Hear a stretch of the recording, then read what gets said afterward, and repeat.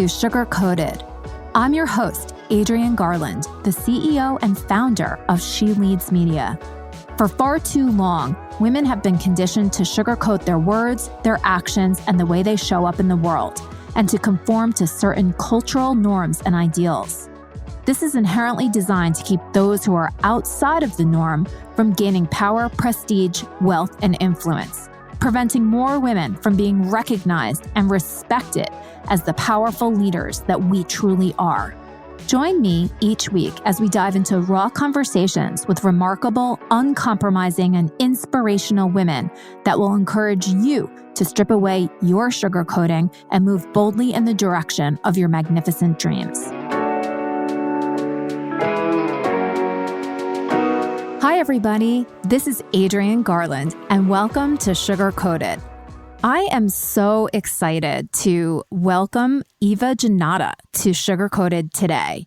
Eva is somebody who I met through a coaching program that we both love, and she is an expert marketing strategist and marketing consultant.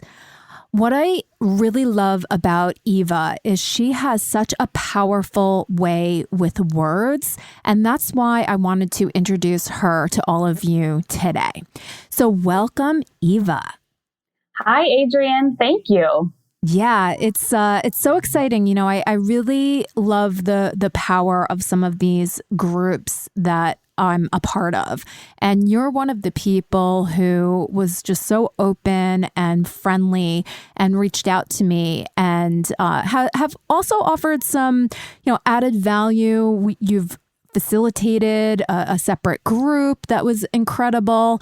I would love to just learn a little bit more about you, what you do today, and sort of how you got started.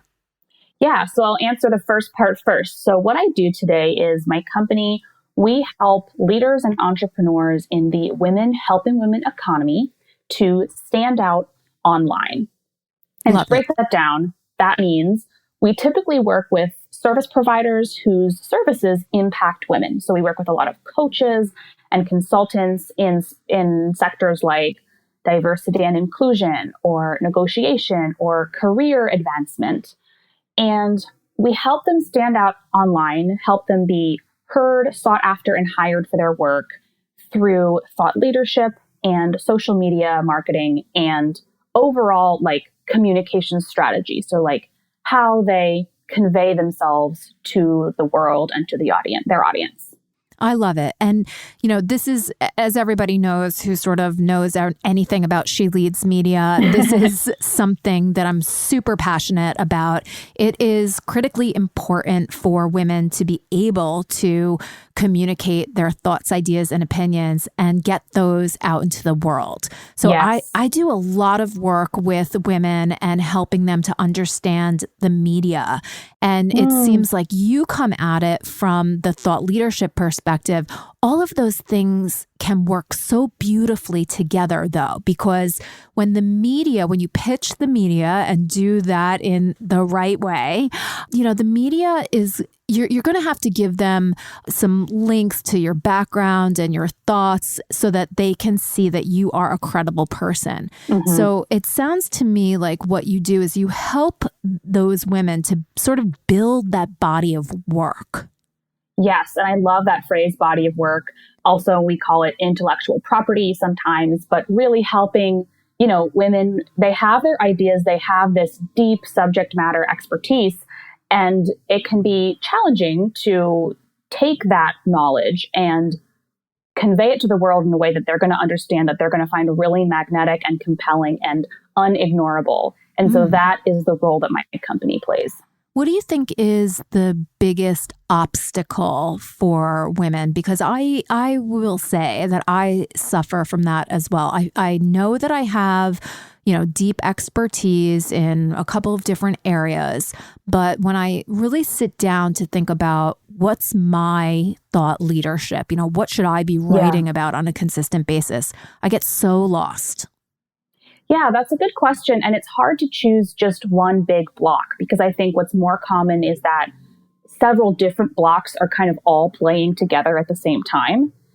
And so one thing that comes up is what I call the curse of knowledge. And so that's where you know what you know so well, and it's so obvious to you that when you think about what you want to share with the world, it almost seems like silly to share that, because you're like, well, everybody knows this already. Like, why would I talk about that? Literally everyone knows that.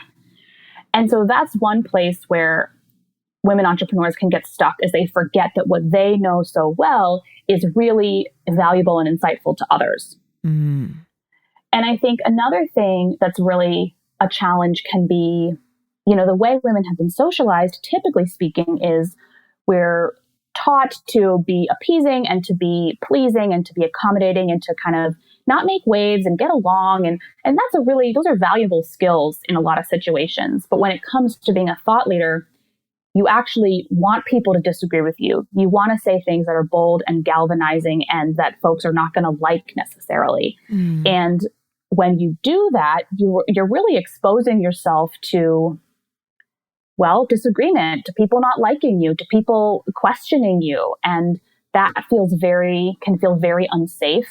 There are a lot of, we've been trained, I think, from our upbringing, but also from what we see in the media, that it's not safe as a woman to be visible necessarily. And so that is a real big barrier for folks when it comes to putting their thought leadership out there in a way that's not like watered down or vanilla, but really, really compelling. So how do you get women past that? Because I know that we sort of know logically and completely understand what you're saying, that in order to really be that thought leader, you do need to put out content that could be, very polarizing, and that it exposes you to criticism. Yeah. So it's almost like there's a psychological component to it too. So it's not just the writing. How do you get women, because I know that is what your work is focused on, and you have a lot of background. I know you studied women's issues in college. How do you sort of get women past that conditioning and get them to a place where they can put those bold ideas out into the world? Yeah, well, that's a good question. And I would say it's not so much something that you can just get past, like it's a line that you cross over and then you're done with it forever.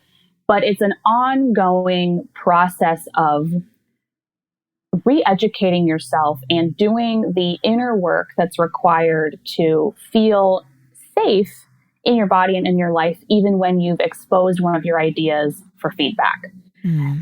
And so I would say there are two things. So one, which is outside the scope of what I do, is I think it's really important for women entrepreneurs, for people of all genders, to work on their inner selves. So whether that's with a therapist or a mindset coach, or just as much as you can on your own through reading and journaling and exercises, to understand how your nervous system works, what triggers you to feel unsafe, what can you do when you're feeling unsafe to soothe yourself, and what are some of the beliefs you have, almost always from your upbringing, that hold you back from expressing yourself and using your voice as loud as you can.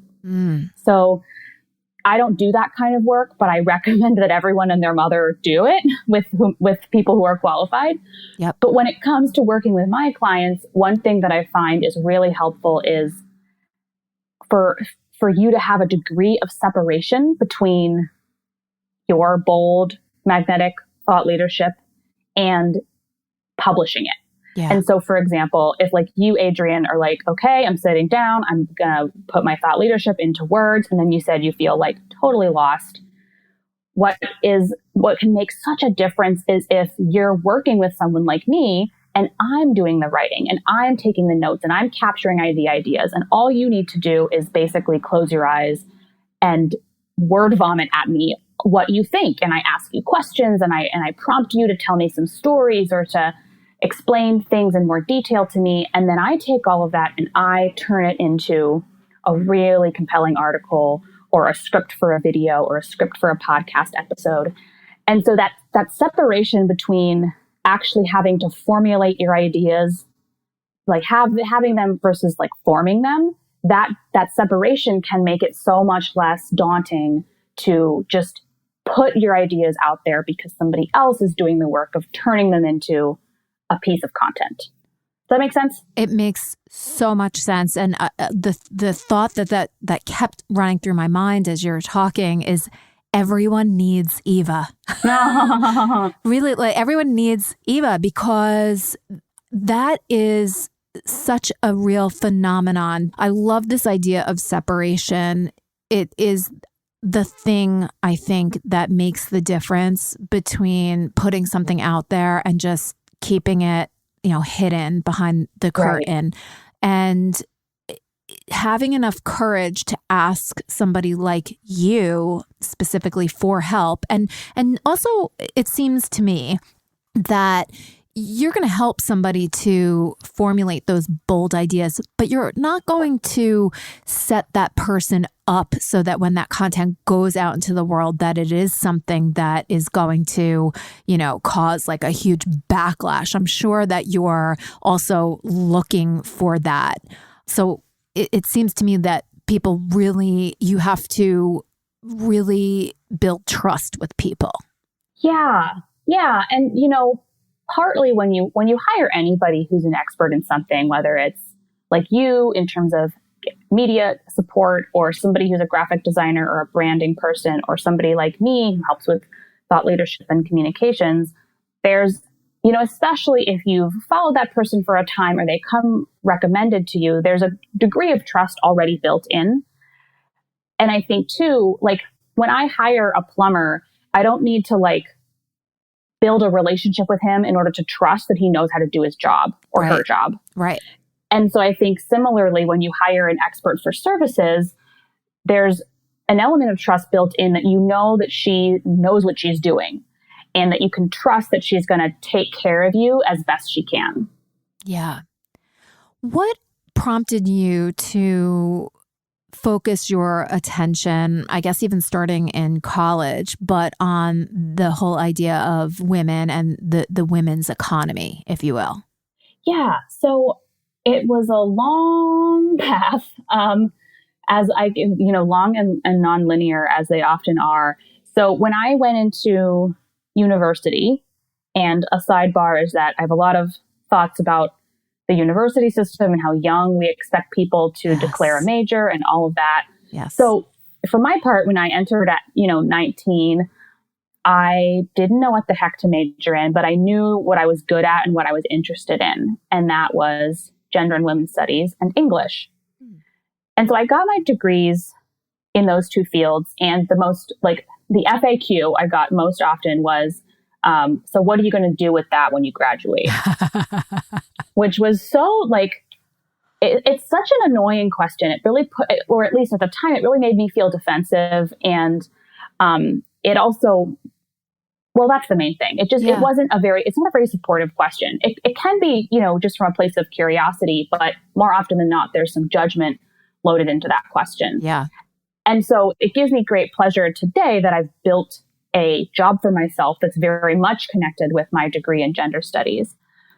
But I didn't do that at first. I worked in corporate for a little while, and then I started my business, and I was just sort of, as you often do in the beginning in the freelance mindset, you're just doing anything for anyone who will pay you. So I did that for a while, and I worked part-time at a grocery store while I was building my business. So I had a couple different income streams. And it wasn't really until the last year that my coach, or our coach, Eleanor Beaton, helped me articulate this idea of the women helping women economy. And I've been working with clients in that space for a long time, but I didn't have the words to say it that way. And she's a miracle worker, isn't she? I think she's a magician. I know.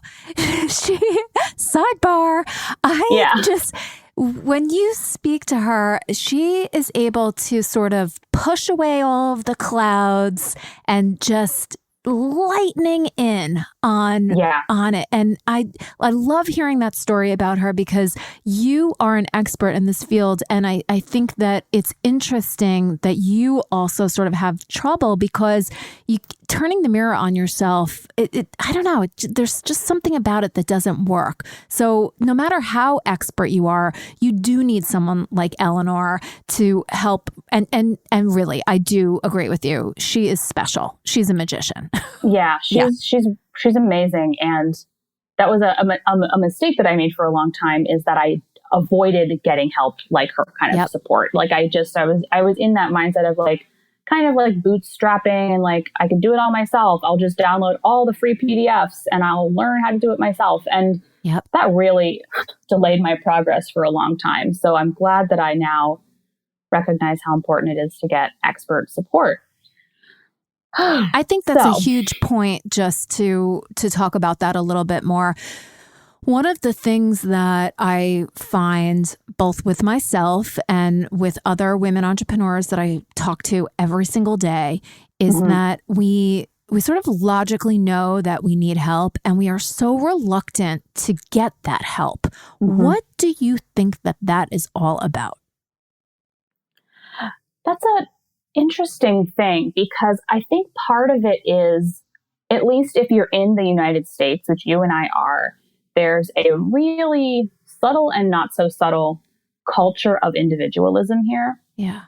And this idea of anything that you achieve, that it's a result of only your effort and your wits and your intellect and your striving. Yeah. And so I think a lot of us, they put that in the water supply. And so it can take a really long time to realize that that's at play in you, and that you have this, at least in my case, it was very like, I wasn't conscious of it, but I had this subconscious idea that I needed to do everything on my own. Yeah. And I think it's perpetuated or at least for me, it was in the kind of the female entrepreneur online world can be a very polarizing place, I think. And folks that I would follow, women that I would follow, I often got the impression from their content and their messaging that they'd achieved it all on their own. Yeah. That they just like happened to like build a website and then the next year they were making 7 figures. And so I think those two, like the culture of individualism, the way that women entrepreneurs sometimes position themselves or talk about their businesses online. And then, I don't know. I don't think I have anything to add to that. I think those would be those are the two forces that come to mind for me. What do you think? Yeah, I agree with you. I do think that there's a little bit of, I don't think it's intentional. I think that the women that are successful online are doing their very best to show up and sort of demonstrate that you can do it, right? I think there's a message of positivity behind it, but I think when you're an outsider looking in, you're saying, how could she have done this all on her own? And she did it on her own and she's making 7 figures. And what does she have that I don't? And then this whole, blame of how we're not good enough, or we don't have all the right things, or we're not, we start looking at things that aren't like, well, maybe she had help. We start thinking she's thinner than me. She has, luxurious blonde hair. And we start looking and trying to pick apart the person rather than really asking ourselves a logical question like, wait a minute, she obviously has a team of people helping her, because nobody sort of makes it on their own. I do think that more and more people are opening their kimono and saying that they don't do it on their own, and that they do have a whole team of people helping them. That sort of makes me feel a lot better.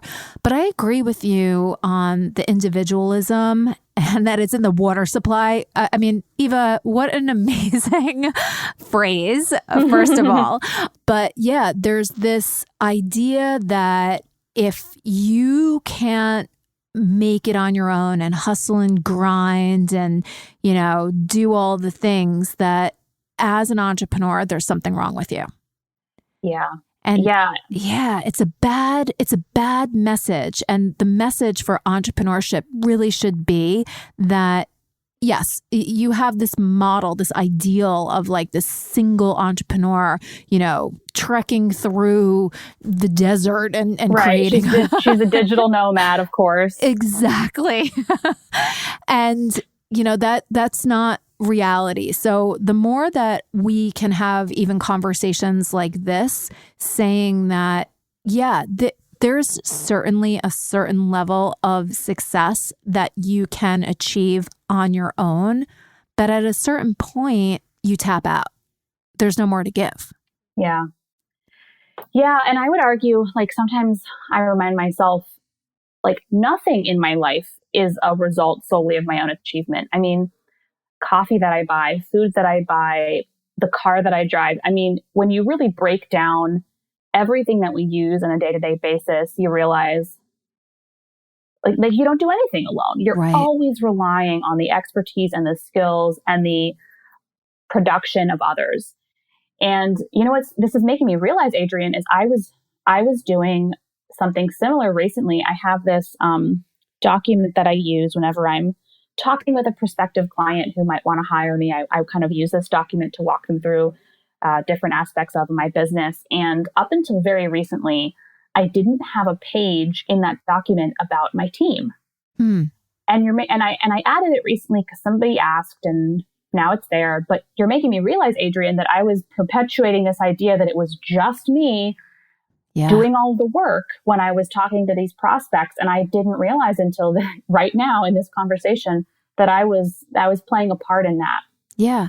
And you know what I think is what a great realization. And I also think that what ends up happening unintentionally is that when we sort of position ourselves as this, solo person and we're talking to clients, we set the expectation for clients that they're always going to get us, right? Great point. Right?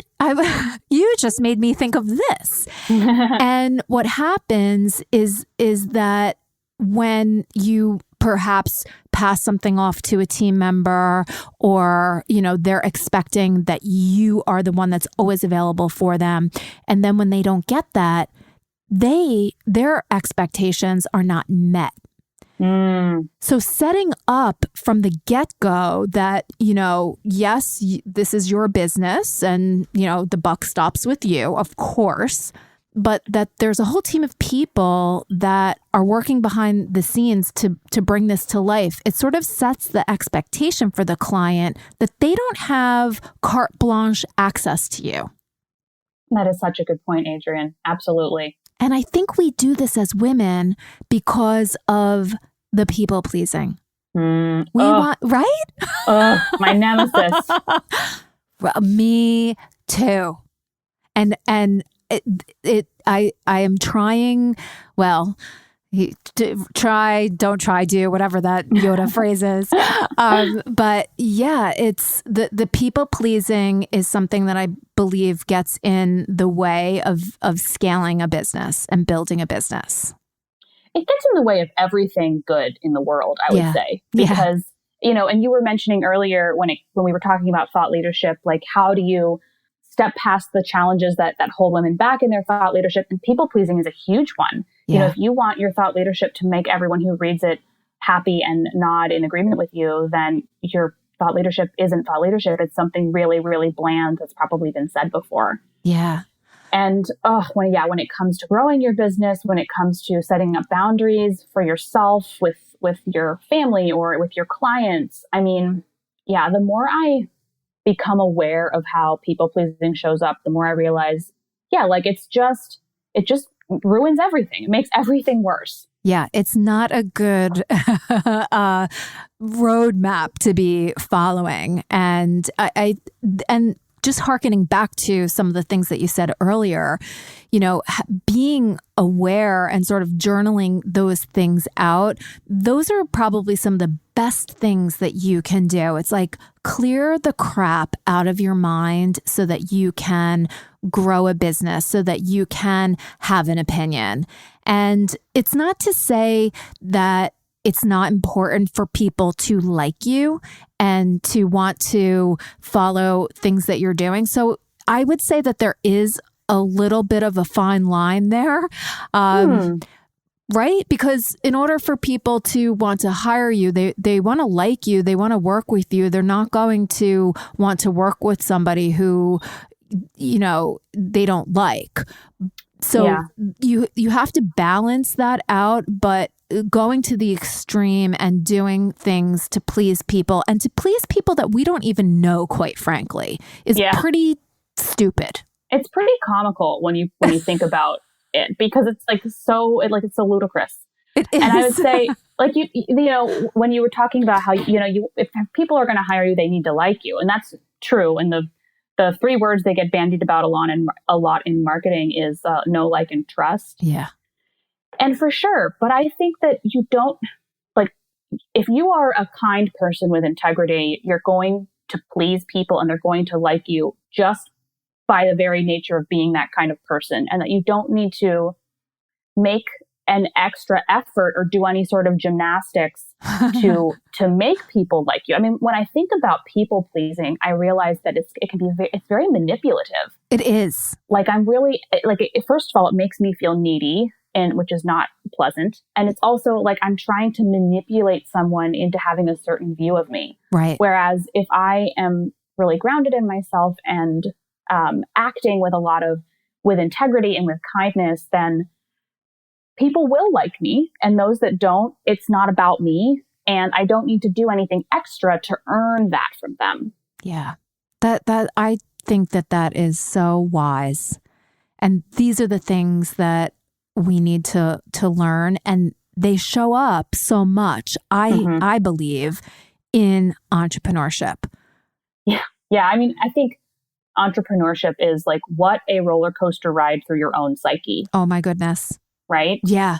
When people ask what's the hardest thing about entrepreneurship, I think that they expect answers growing revenue or selling.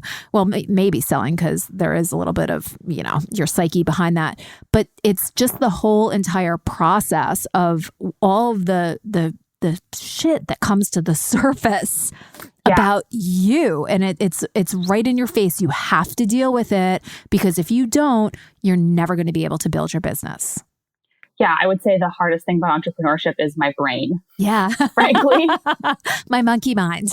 Yeah, that's my greatest asset. And also, its shadow side is my greatest challenge, is it always throwing things in my way that I don't expect. I think that is why I also was drawn to you and why I quite frankly like you, because I see a lot of, the same type of, first of all, I admire how brilliant you are, and the way that you have with words is beautiful.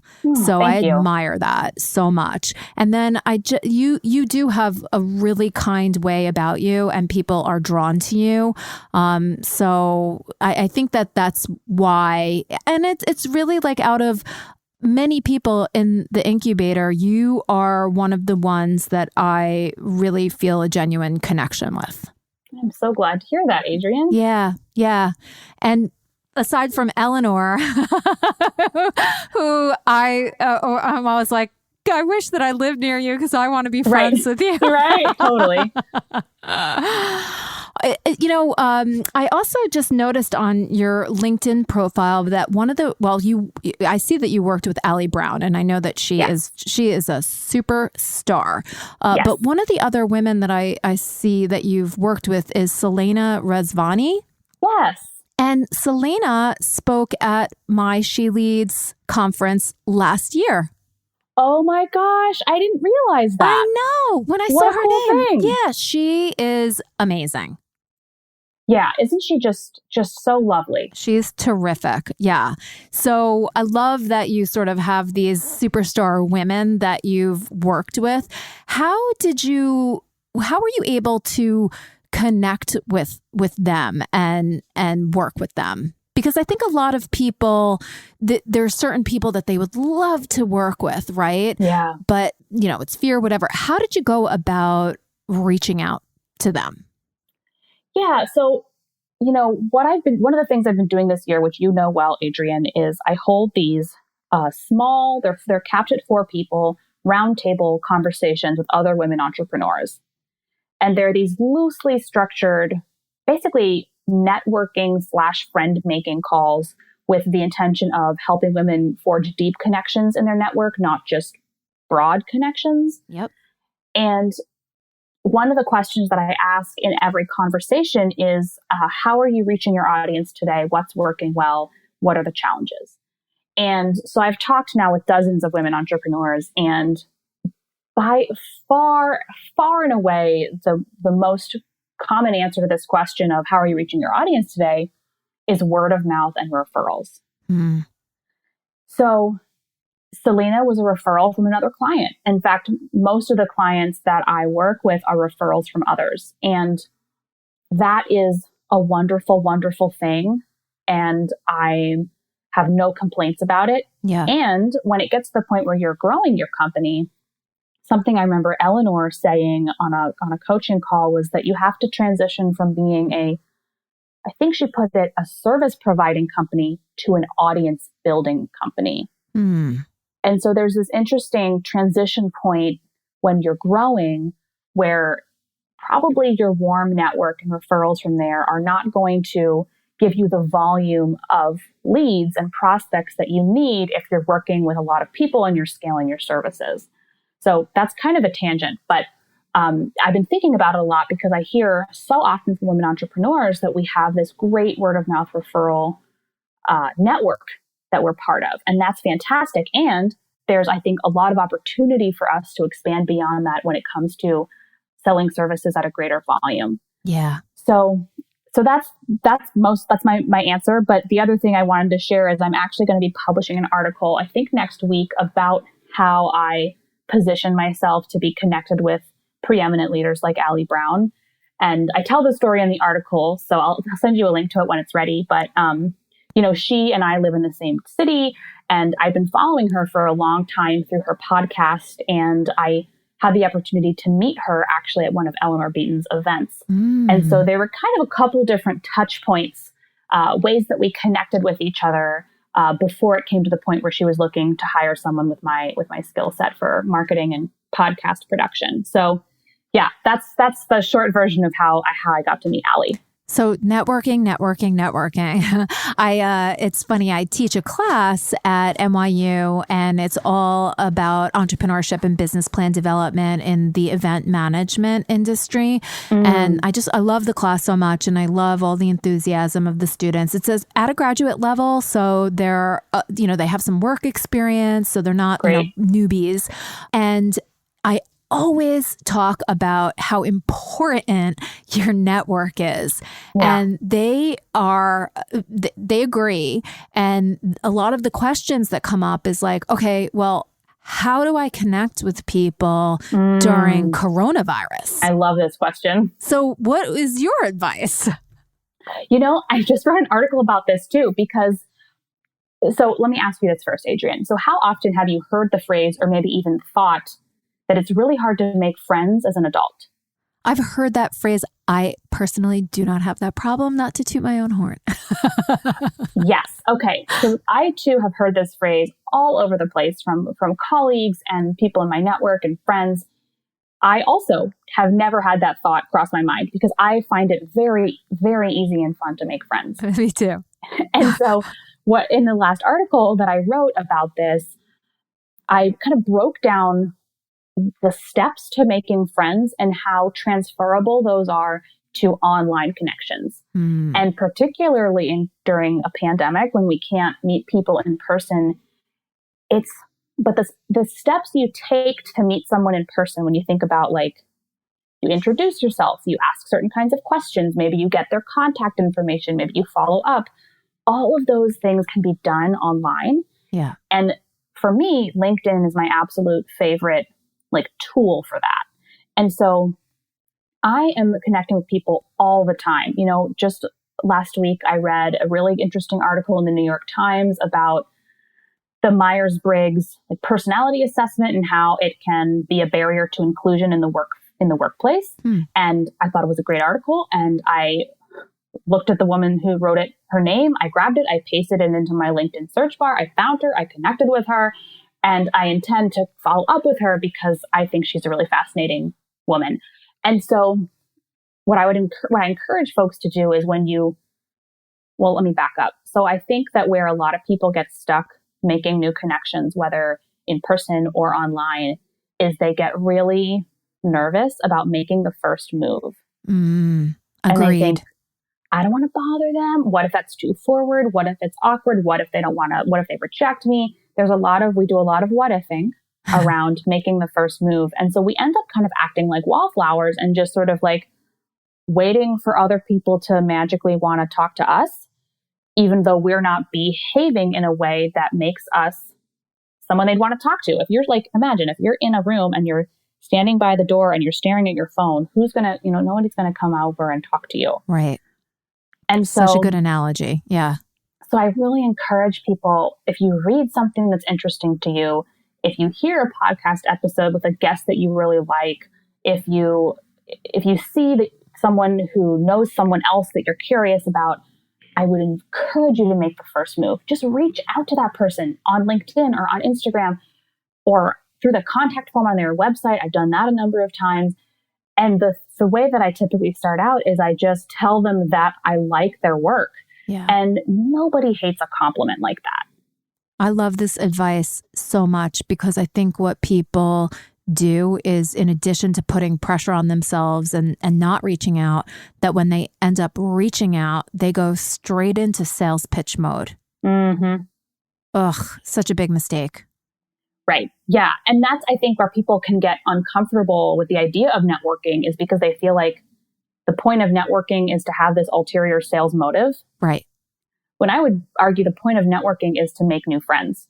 Right. And there's and when you take the ulterior motive out, when you take out the pressure that you're going to be putting on yourself to turn them into a client pretty quickly, or to add them to your email list, or to get something from them. And if you change your goal to just connecting with them and paying them a compliment or whatever, that goal is totally different and the energy of the interaction becomes totally different. Yeah. You just reminded me, I started to read, and I think I had read it before, but whatever.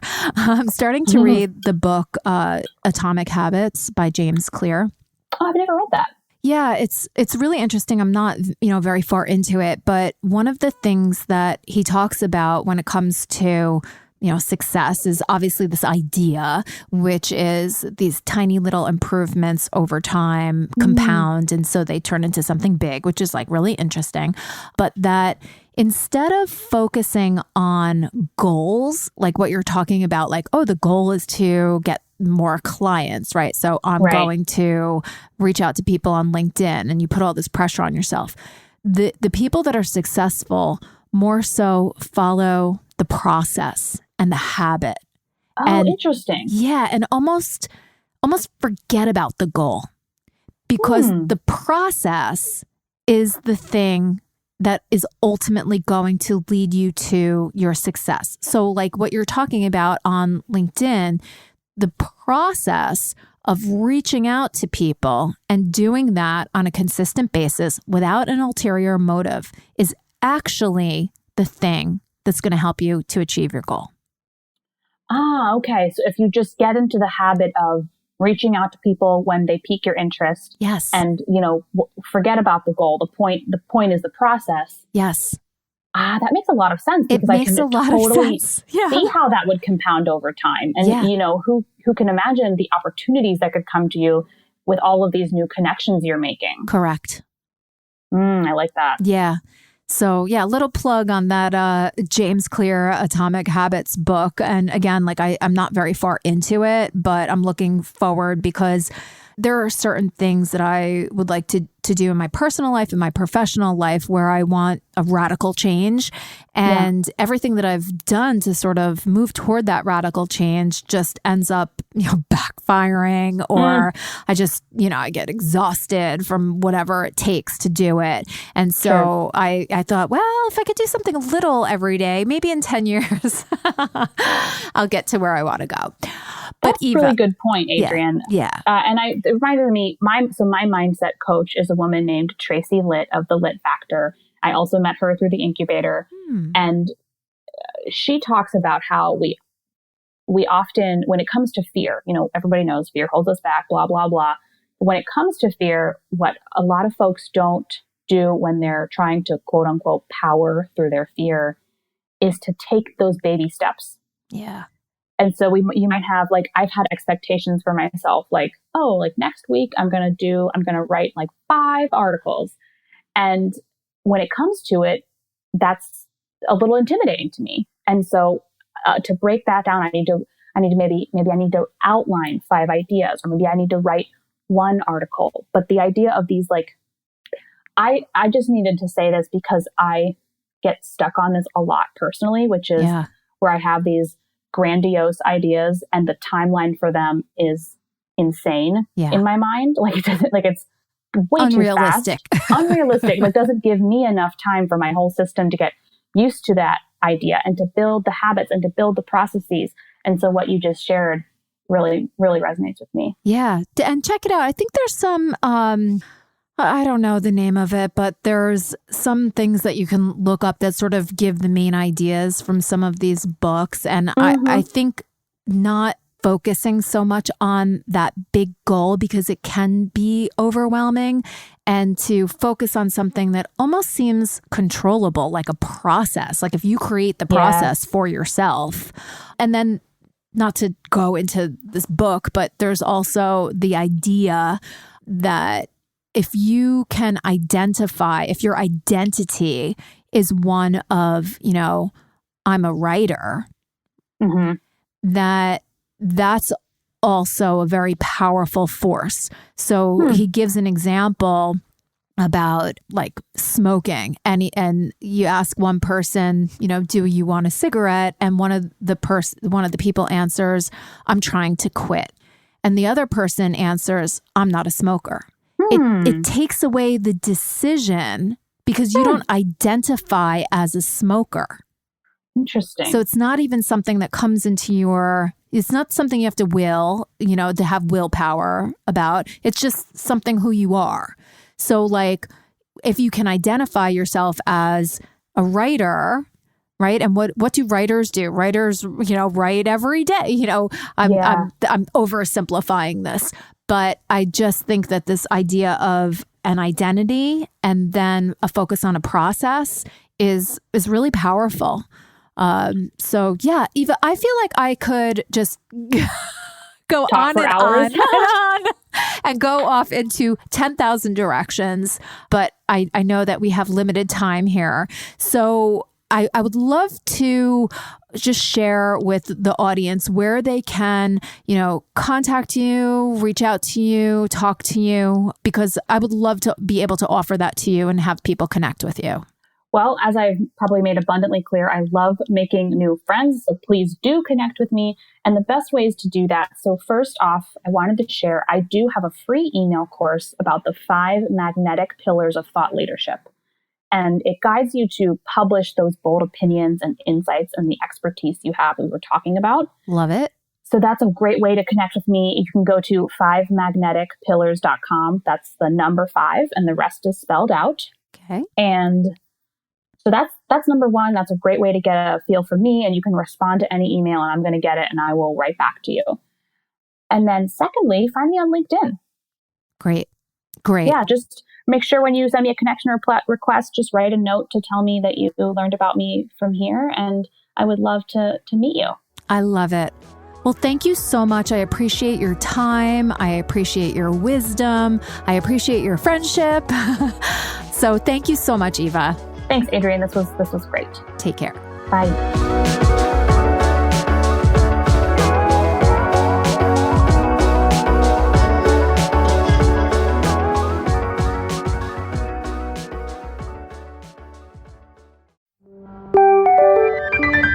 This is the She Leads Podcast Network.